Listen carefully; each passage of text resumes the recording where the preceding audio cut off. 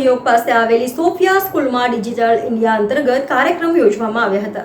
વડોદરા શહેરમાં સહયોગ પંચવટી પાસે આવેલ સોફિયા સ્કૂલ ખાતે અંતર્ગત 41 ઇન્ડિયા ભારત વર્ષમાં ફેલાયેલી સમાજ સેવા સંસ્થા છે, જેમાં રાઉન્ડ ટેબલ ઇન્ડિયાના વડીલ સભ્યો સેવા આપે છે। આ વર્ષે 41 ઇન્ડિયા ફ્રીડમ ભારતભરના સિલેક્ટ કરેલા વિશેષાધિકૃત વિભાગ હેઠળ શાળાઓમાં ભણવામાં ઉપયોગી સોફ્ટવેરથી લોડેડ પ્રોજેક્ટ્સ ભેટ આપી રહ્યું છે। આ પ્રોજેક્ટની સાથે સાથે હાર્ડવેર જેમ કે TV stand, screen, keyboard, mouse, voltage stabiliser ઇત્યાદિ લગાવી આપવામાં આવી રહ્યું છે।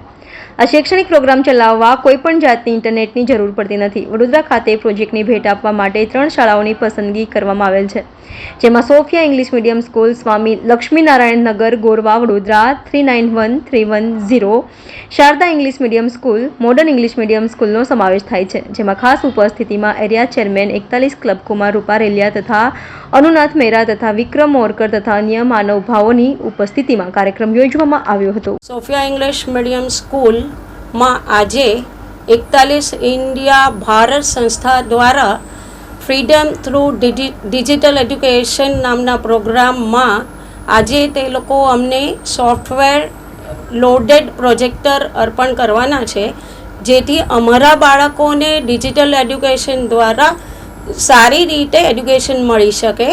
આજે એ સંસ્થા દ્વારા એ પ્રોગ્રામનું લોકાર્પણ કરવામાં આવ્યું છે 8મી ઓગસ્ટ।